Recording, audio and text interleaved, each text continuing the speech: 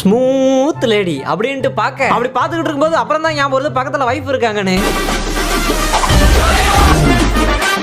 நாய் கடை கடன் படிக்கட்டில் கீழே இறங்கி ஓடி வர, டேய் போய் ஒரு போஸ்ட் கொடுறா, ஃபோட்டோ எடுக்கணும்னே அவனும் போய் போஸ்ட் கொடுக்குறான். Please, get up there and get... Go.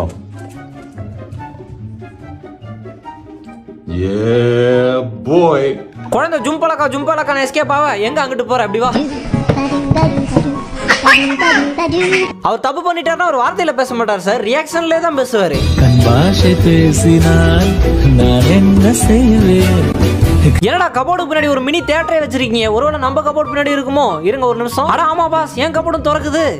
தெரியுது என்ன மெயின் ரோட்லாம் தெரியுது.